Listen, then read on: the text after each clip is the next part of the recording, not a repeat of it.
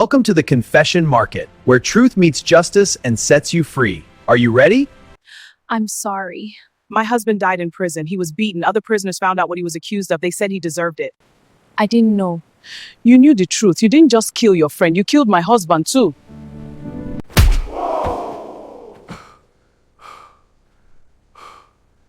How could this happen in my town? Under my watch, and I didn't know all this long? No. In a small town, people began confessing their darkest secrets on Facebook, believing the truth would set them free.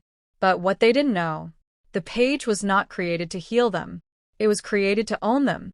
One by one, they disappeared, taken to an island where their secrets became chains and freedom became a dream. This is the story of the girl who escaped, and why some secrets should never be told to strangers. The sound of the slap echoed across the yard, sharp and unforgiving. Daniel fell to his knees, his hands trembling, his breath broken. Around him, the others stood in a straight line, their gray clothes clinging to their thin bodies, their eyes fixed on the ground. No one dared to help him. No one dared to speak. The men in black walked slowly around him, like farmers inspecting a stubborn animal that refused to work. You were given a simple task. Victor said and you calmly, chose to disobey. his voice more terrifying than a scream. And you chose to disobey. Daniel cried. Please, I was tired. I was tired. I haven't slept. Victor nodded, as if he understood. Then he raised his hand. The next blow came harder. Daniel's body collapsed completely this time. A woman in the line gasped softly, and immediately, one of the guards turned toward her. She covered her mouth, her whole body shaking, fear crawling into her bones as she realized that even sympathy was dangerous in this place. Look at him! Victor said to the others. Look carefully! This is what happens when you forget who owns you! No one lifted their head, but everyone saw. Everyone heard. Everyone understood. Obedience was no longer a choice. It was survival.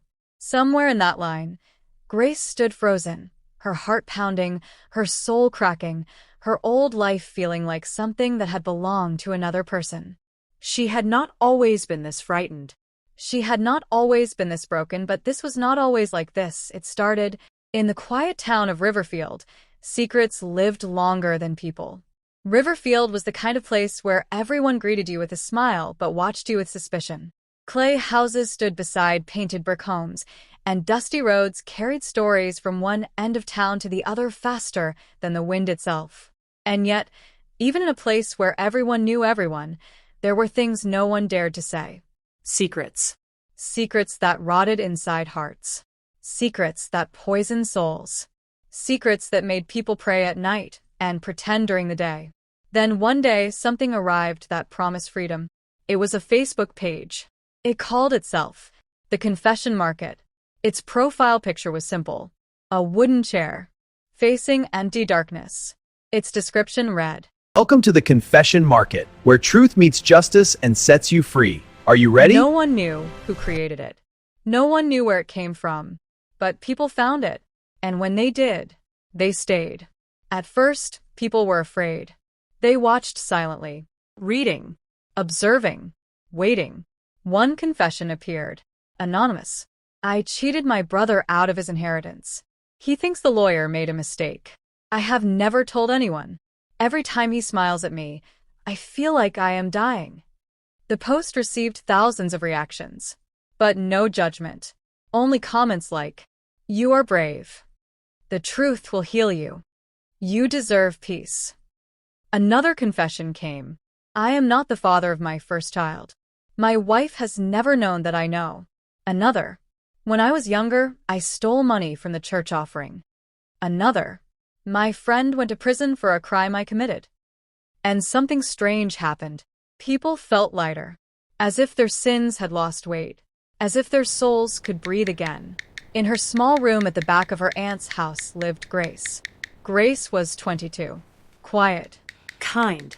Beautiful in a way that sadness understood. She worked at a small grocery store in Riverfield, and like everyone else, she had secrets. Secrets that kept her awake. Secrets that whispered her name in the dark.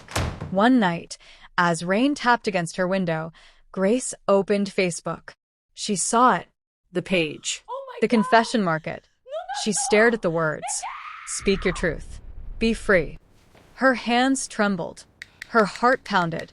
Could she? Should she? She hesitated. Then she clicked. Message. She began to type. Stopped. Deleted. Typed again. Stopped. Deleted again. Then finally, she wrote, I caused the accident that killed my best friend. Everyone thinks it was the truck driver. He went to prison. I never told the truth. I was afraid. Her breathing stopped. Her finger hovered. Then, she pressed send. She expected judgment. She expected hate. She expected punishment. Instead, a reply came. Almost instantly. Thank you for trusting us. Your truth matters. Before we publish your confession, we need to record your identity for legal protection purposes. This protects both you and us if your confession mentions real people or places. Grace froze. Her identity? Her stomach tightened. Another message followed. Your identity will never be revealed. It is only for a private record. Your confession will remain anonymous forever. Grace hesitated. Then another message appeared. We also offer free counseling when you are ready. Healing is important. You deserve peace. Grace began to cry. Peace. She had not known peace for years. Slowly, she sent her details. Her full name, her phone number, her address, her ID number, everything. She did not know. She had just sold her freedom. Far away, beyond Riverfield, beyond cities, beyond civilization, sat an island, surrounded by endless water, hidden, forgotten, waiting, inside a dark room. For people sat around a wooden table. They were not ordinary people. They were predators. Their leader was a man called Victor Kane. Tall, calm, dangerous. Beside him sat Marcus Reed, Daniel Cross, and Simon Blake. Cartel bosses, criminal kings, men without mercy. On the table sat a laptop. Grace's confession glowed on the screen. Victor smiled, slowly, coldly. Another one. They always come willingly. Simon leaned forward. What is her secret? Victor read it. I caused the accident that killed my best friend. Everyone thinks it was the truck driver. He went to prison. I never told the truth. I was afraid. Prepare counseling. 3 days later, Grace received the message. You are ready? Your counseling session has been arranged. A driver will pick you up tomorrow. Grace's heart filled with hope. Hope she had not felt in years. She packed a small bag. She told her aunt she was visiting a friend. She did not know. She was saying goodbye to her life. Forever. The next morning, a black car arrived. The driver said nothing. Grace climbed in. The car drove, and drove, and drove. Far beyond Riverfield. Far beyond safety. Until Grace realized something was wrong. Where are we going? She asked. The driver did not answer. Her heart began to race. Fear crept in. The road disappeared. The car stopped near a dock. A boat waited. Grace's voice trembled. This is not counseling. The driver finally spoke. No, he said. It is not. And far away, on the island, the cages waited. The boat smelled of rust and silence. Grace sat in the middle of it, her hands gripping the edge so tightly her fingers hurt. The water around them stretched forever, swallowing the horizon in every direction. The man driving the boat did not speak. His face was hard, like stone that had forgotten warmth. Grace's heart beat loudly in her chest. This was wrong. Everything was wrong. She swallowed. Please, she said softly. There must be a mistake. No answer. The engine roared. The island grew closer. It rose out of the water like something cursed. Dark rocks. Tall dead trees. No houses. No people. No life. Fear crawled into Grace's bones. The boat stopped. The man stepped out first. He grabbed Grace's arm. Hard. Stand. His voice was cold. Grace tried to pull away. You said counseling. He leaned closer. This is counseling. He dragged her off the boat. Her feet touched the island. And in that moment, Grace's old life ended. They walked through a narrow path cut between tall grass and black stone. Grace could hear something. Not the wind, not the water. Something else. Crying. Soft. Broken crying. Her stomach twisted. They reached a building. It was large. Concrete. Ugly. No windows. Only one metal door. The man opened it. The smell hit her first. Sweat. Blood. Hopelessness. Then she saw them. People. Dozens of people. Men. Women. Young. Old. All wearing gray clothes. All thin. All broken. Some sat on the floor. Some stared at nothing. Some cried quietly. Some just breathed. Like breathing was all they had left. Grace froze. No. Her voice cracked. No, no, no. The man pushed her forward. The door slammed behind her. The sound echoed like a coffin closing. A tall man walked toward her. He wore black clothes. Clean. Unlike everyone else. He smiled. It was the smile of a snake. Welcome, he said. My name is Daniel. Grace shook her head. I want to go home. Daniel's smile stayed. You are home. She tried to run. Two men grabbed her. She screamed. Let me go. They dragged her across the room. Past cages. Actual cages. Like animals. Inside them, people. Crying. Begging. Praying. Grace fought. Kicked. Screamed. They threw her inside one. The metal door slammed. Locked. Her hands shook. No. Daniel crouched in front of her. You confessed, he said calmly. Grace's eyes filled with tears. You promised help. Daniel nodded. And you will help us.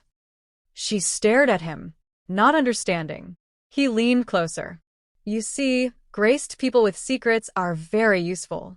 Her stomach dropped. You can't do this. Daniel smiled wider. You gave us permission.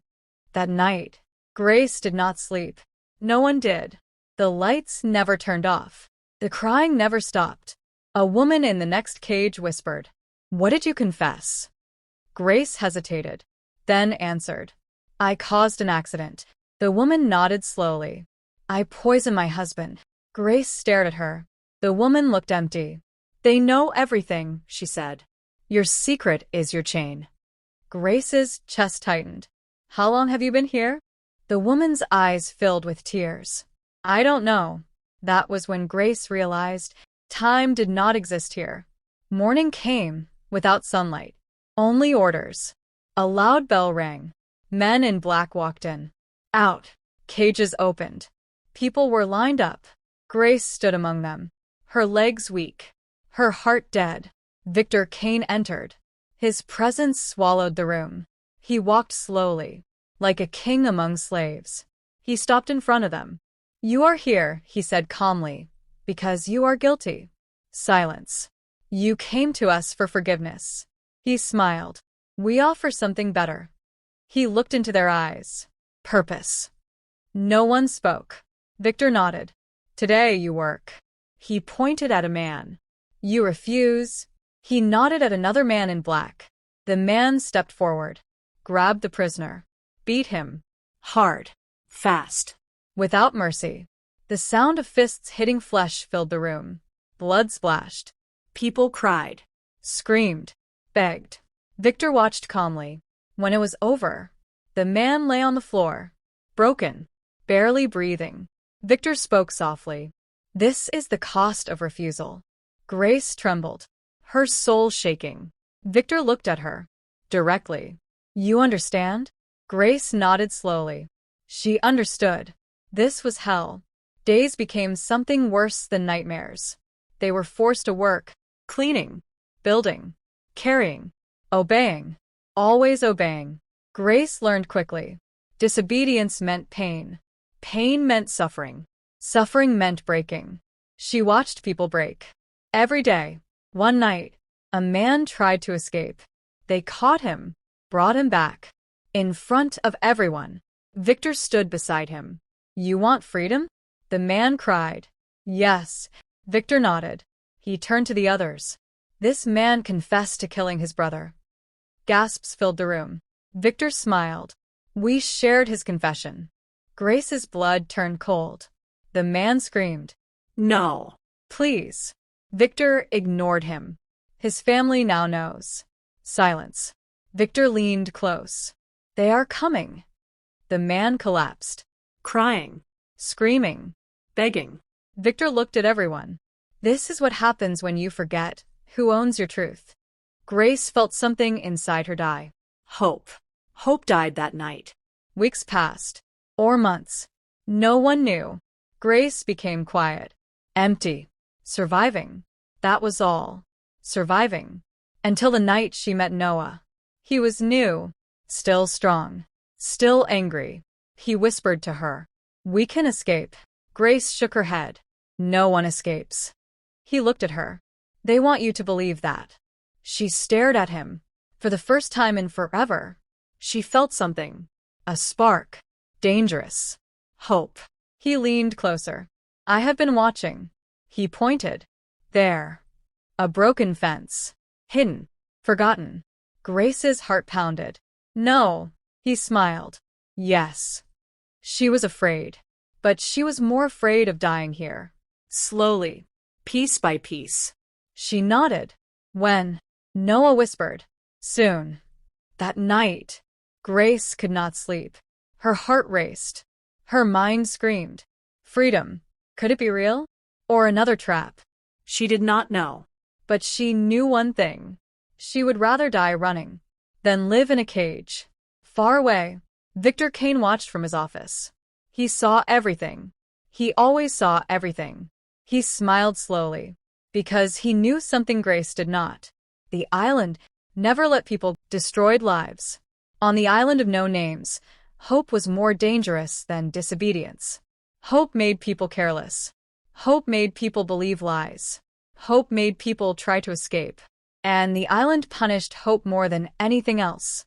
Grace sat on the cold floor that night, her back against the wall, her arms wrapped around her knees. Around her, others slept lightly, their bodies resting but their minds still trapped in fear. Across from her, Noah's eyes were open, watching, waiting. He did not look broken like the others. Not yet. He leaned forward slightly. Tonight, he whispered. Grace's heart skipped. Are you sure? Noah nodded. They change guards after midnight. There are 7 minutes where no one watches the east fence. Grace felt her throat go dry. 7 minutes. 7 minutes between slavery and freedom. 7 minutes between life and death. What if we get caught? She whispered. Noah held her gaze. Then we die. His voice carried no fear, only truth. Grace closed her eyes. She remembered Riverfield, her aunt, her small room, the sound of rain on her window. She remembered who she used to be. Before the confession, before the island, before the cage. She opened her eyes. I'm coming with you. Midnight arrived like a thief. Silent. Cold. Merciless. The guards changed shifts. Boots echoed. Voices faded. Then silence. Noah stood. He looked at Grace. She stood too. Her legs trembled. They walked slowly, quietly, Carefully. Every step felt like thunder. Every breath felt like betrayal. They reached the east side. The broken fence stood there, just as Noah had said. A piece of metal hung loose. Freedom waited on the other side. Grace's hands shook as Noah pulled it open. He turned to her. This is it. Her heart pounded so hard she thought it would explode. Noah stepped through. He turned back, held out his hand. Grace grabbed it and stepped into freedom. They ran. Into the trees.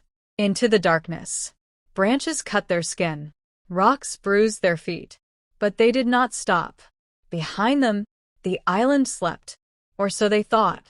Grace's lungs burned. Her legs screamed. I can't, she gasped.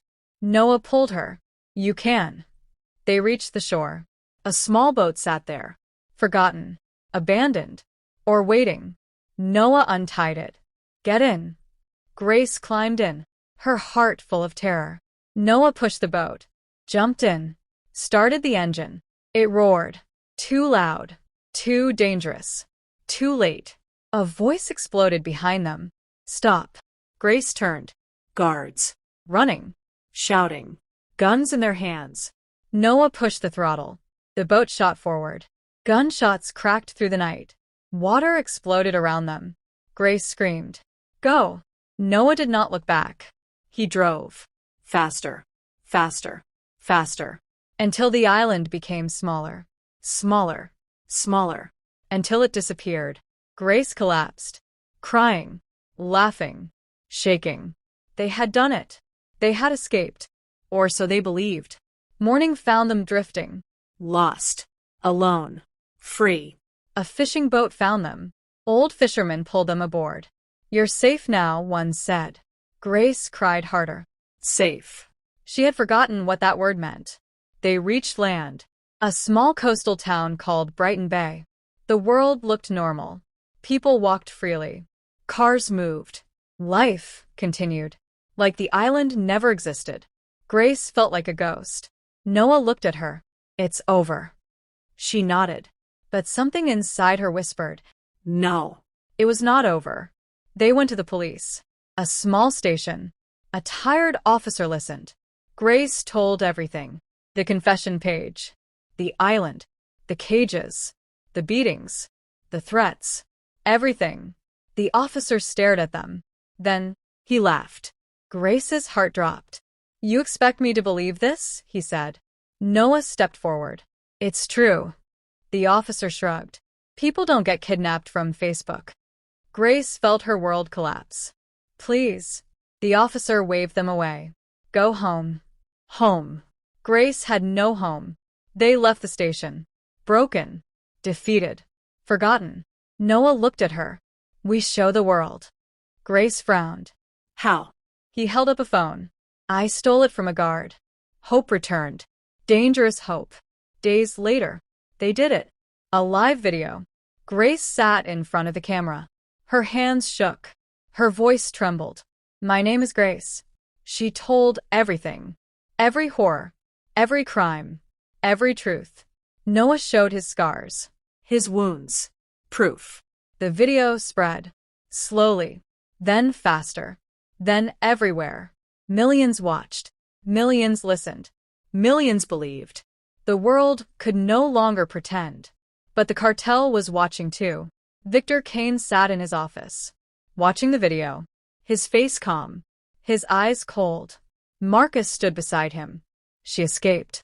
Victor nodded. Yes. Marcus frowned. What do we do? Victor smiled. We remind the world who she is. The next morning, Grace's secret appeared online. Her confession. Her name. Her face. Her crime. Headlines exploded. Escaped girl is a killer. Grace stared at the screen. Her body I caused the shaking. accident that killed my best Noah friend. read it. Everyone thinks it was His the truck face driver. pale. He went to prison. They I never told the exposed you. truth. I was afraid. Grace could not breathe. The truck driver she had blamed. His family saw it. The town saw it. The world saw it. Riverfield saw it. Her aunt saw it. Grace collapsed. Her past had found her. Just as Victor promised. Noah's phone rang. A message. His face changed. They exposed him too. His secret. He had robbed a bank. His partner went to prison. The partner's family now knew. Noah dropped the phone. They destroyed us. Grace whispered. No, but it was true. They had escaped the island. But not their sins. Days later, news came. A former prisoner, another escapee, had killed himself. His confession exposed. His family ashamed. Another was murdered. By the family of his victim. Another arrested. His crime now public. Grace realized the truth. The island never let you go. It followed you. Into freedom. Into life. Into death. Grace sat alone. Broken. Noah sat beside her. We did the right thing, he said. Grace looked at him. Tears fell. Why does it feel like we lost? Noah had no answer. Because sometimes, truth did not set you free. Sometimes, truth destroyed everything. Far away, the island was empty. Victor and his cartel were gone, vanished, like ghosts. No trace. No evidence. No justice. Only victims. Only pain. Only secrets. Grace stared at the camera again. She whispered, "I'm not done." Grace had escaped the island, but she had not escaped its shadow. It followed her in whispers, in stares, in silence, and in truth. Brighton Bay no longer felt safe. People recognized her now, not as a victim, but as a killer, as the girl who confessed, as the girl who lied, as the girl who destroyed a man's life. She could feel their eyes everywhere she went, some filled with pity, others filled with hatred, some filled with something worse, judgment. One afternoon, Grace sat alone on a wooden bench near the sea.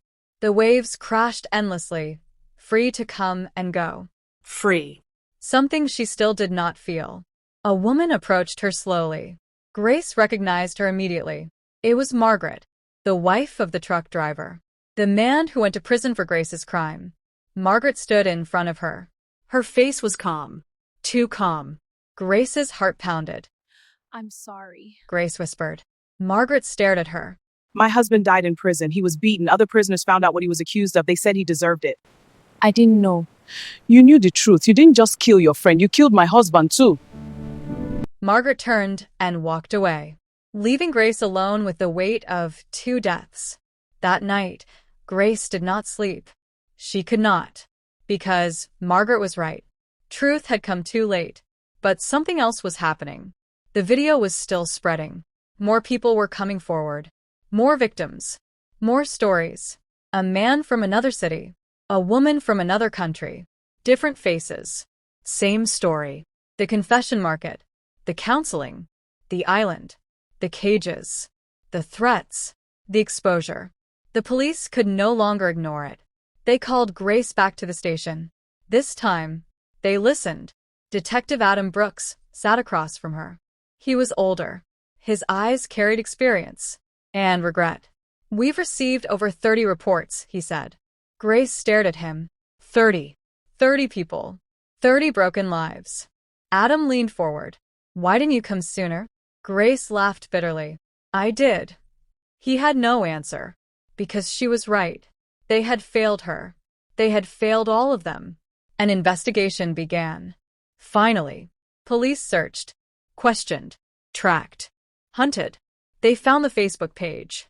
But the owners were hidden. Fake names. Fake locations. Fake everything. Professional. Careful. Dangerous. Adam spoke to Grace again. We need to find the island. Grace nodded. I can show you. Hope returned. Fragile. Dangerous. Days later, a police boat cut across the ocean. Grace sat beside Adam, her hands shaking, her heart racing. She pointed. There. The island appeared. Dark. Silent. Waiting. The boat reached shore. Police stepped out. Weapons ready. Hearts ready. Justice ready. Grace followed slowly, her past standing in front of her. Adam opened the door. The same door Grace entered months ago. It creaked open. They walked inside. Silence. No guards. No prisoners. No cartel. Only emptiness. The cages were still there. The chains still there. The bloodstains still there. But no people. They were gone. All of them. Vanished. Grace's heart sank. They're gone. Adam clenched his jaw. They knew we were coming. Grace fell to her knees. Too late. They were too late. But then, a sound. A weak sound. Adam turned. A door. Hidden. Locked. Police broke it open. Inside. People. Dozens of people. Lying on the floor. Breathing. Alive. But not living. Their eyes were empty. Their minds broken. Their bodies weak. Grace cried. They're alive. But survival was not victory. Not here. Not after this. One woman grabbed Grace's arm weakly. Did we escape? Grace could not answer. Because she did not know. Ambulances filled the island. Victims were carried out. One by one. Broken. Shattered. Alive. The news spread everywhere. The world watched in horror. The confession market was real. The island was real. The cartel was real. But the cartel was gone. Like smoke. Like ghosts. Like evil that refused to die. Adam stood beside Grace. "We will find them." Grace looked at him, but she saw doubt in his eyes.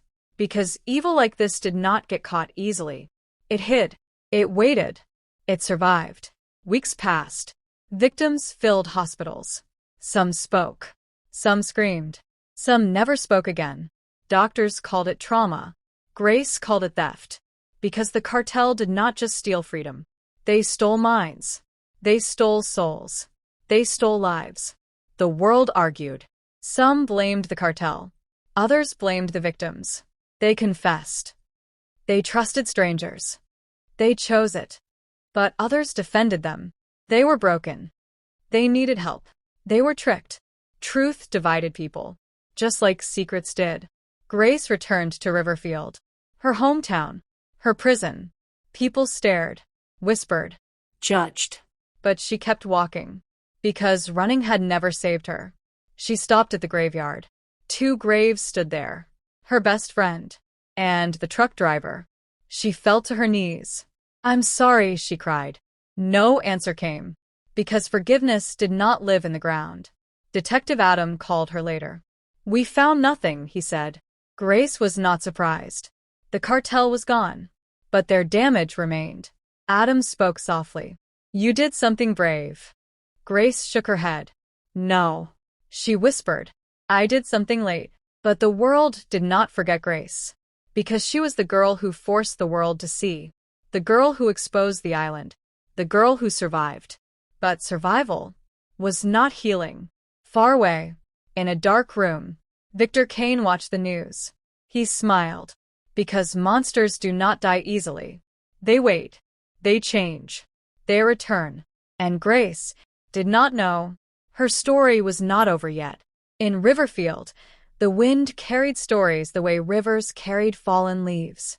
Some stories sank and disappeared. Others floated forever. Grace's story refused to drown. It lived in whispers. In churches. In homes. In marketplaces. In the eyes of those who pitied her. And in the eyes of those who blamed her. Because Grace was no longer just Grace. She was a warning. The victims rescued from the island of no names did not return to their old lives. They returned to something else. Something unfamiliar. Something broken. Some could not remember their own names. Some screamed in their sleep. Some feared silence. Some feared noise. Some feared everything. Doctors called it trauma. Pastors called it spiritual attack. Villagers called it punishment. But no one could truly name what had been stolen from them. Because how do you name the theft of a person's peace? Noah was among the survivors. But he was not the same. The strong, defiant man Grace had escaped with was gone. In his place was someone quieter. Someone heavier. Someone hunted by his own thoughts. One evening, he sat beside Grace under the old tree near her aunt's house. "I thought freedom would fix everything," he said softly. Grace looked at him. "So did I." Noah stared at his hands. "They exposed my confession." Grace nodded. She remembered. He had confessed to robbing a bank. His partner had gone to prison alone. Now the partner's family wanted revenge. "I cannot go home," Noah said. Grace understood. Because she could not go home either. Not truly. Not anymore. Riverfield had changed. People locked their secrets deeper inside themselves. They stopped trusting easily. They stopped confessing openly. They stopped believing strangers who promised healing. Because the confession market had taught them something terrible. Not everyone who listens cares. Some listen to control. Some listen to destroy. Some listen to own you. But Riverfield was divided. Some people said the cartel was evil. Others said the victims deserved it. They confessed terrible things. One man said in the marketplace, "They were criminals." An old woman replied, Yes. "But they came for healing, not slavery." A pastor said in church, "The world will betray you, but God will not." Some nodded. Others stayed silent. Because faith was harder when pain was real. Grace struggled more than anyone knew. Everywhere she went, she saw reminders. The road where the accident happened. The faces of her friend's family. The grave. The silence. One afternoon, she visited the church alone.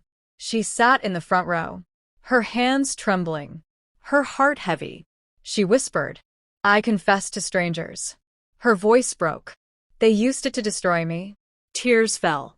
"I should have confessed to you." Her words disappeared into the empty church, but something inside her felt lighter. Not healed, not forgiven, but heard. And sometimes, being heard was the beginning. Detective Adam visited her one last time. He looked older now. More tired. "We never found them," he said. Grace was not surprised. "Do you think they will come back?" she asked. Adam hesitated. Evil always finds new ways to survive. He paused. But so does courage. He stood to leave, then stopped. "You helped save lives, Grace." Grace looked at him. "But I also destroyed lives." Adam nodded slowly. Yes. He did not lie. Because truth did not choose sides. It simply existed. News of the confession market slowly faded. The world moved on. It always did. New scandals. New tragedies. New stories. But Riverfield never forgot. Because Riverfield had lived it. Riverfield had lost people. Not to death, but to shame. One man who escaped the island was exposed as someone who had poisoned his business partner. The partner's family killed him. Another woman who confessed to abandoning her child was arrested. Another man ended his own life. Some secrets did not want forgiveness. Some secrets wanted justice. And justice came. Slowly. Painfully. Completely. Because whatever is done under the sun will be answered under the sun. Noah left Riverfield one morning. He did not say goodbye. He left a note for Grace. "I need to find who I am without my sin." Grace cried when she read it, because she understood. Some journeys must be walked alone. Years passed. Grace grew older, stronger, quieter, wiser. She never married. She never left Riverfield. She stayed, living with truth, living with consequence, living with survival. One day, a young girl approached her. The girl looked nervous, afraid. "I have a secret," the girl whispered. Grace felt her heart tighten. She knelt beside her. "Do not give your secret to strangers," Grace said gently. The girl frowned. "Then who do I tell?" Grace thought for a moment. She remembered the island, the cages, the suffering, the exposure, the destruction. She answered softly, "Tell someone who loves your soul more than your story." The girl asked, "Who?" Grace smiled sadly. "Someone who will not use your pain to control you." She paused. "Someone who wants to heal you, not own you." The girl nodded slowly. Grace watched her leave and prayed she would never find the confession market. The confession market became a legend. Parents told their children about it, not as history, but as warning. They said, "Do not trust every ear that listens. Do not trust every voice that comforts. Do not believe every promise of freedom, because some freedom is a trap, and some traps are built from your own truth." But others told the story differently. They said, the confession market proved something else. That no sin stays hidden forever. That no crime escapes judgment forever. That truth always rises. Even when buried. Even when feared. Even when delayed. Because truth does not die. It waits. And somewhere, far away, in a place no one knew, Victor Kane sat in silence. Older. Grayer. But alive. He read stories about the confession market. He smiled. Not with victory, but with memory. Because he knew something the world did not. There would always be secrets. And where there were secrets, there would always be hunters. But Victor Kane also knew something else. He had built his empire on confession. And confession had destroyed it. Because one confession had escaped. One voice had spoken. One girl had refused to stay silent. Grace. In Riverfield, Grace stood under the same tree where Noah once sat. The wind moved gently. She closed her eyes. She was not the girl she had been. She was not innocent. She was not free. But she was alive. And sometimes, survival was its own kind of justice. She whispered into the wind. The truth did not set me free. She paused. It set me awake. And that is why, in Riverfield, people say, be careful who you confess to. Because not every listener is sent to save you. Some are sent to test you. Some are sent to break you. And some are sent to remind you that whatever you do under the sun, you will answer for it. If not to the world, then to your soul. If not to your soul, then to God. And that is why, in life, be careful who you trust with your secrets. Because not everyone who listens wants to heal you. Some listen to control you. Some listen to use you. And some listen to destroy you. But remember this, whatever you do in darkness will one day see the light. So choose truth. Choose wisdom. And most importantly, choose carefully who you confess to. Because Grace survived, but many never did. If you were Grace, would you have confessed? Or kept the secret forever? Tell me in the comments. And don't forget to like, subscribe, and join this storytelling family, because the next story may change how you see the world forever.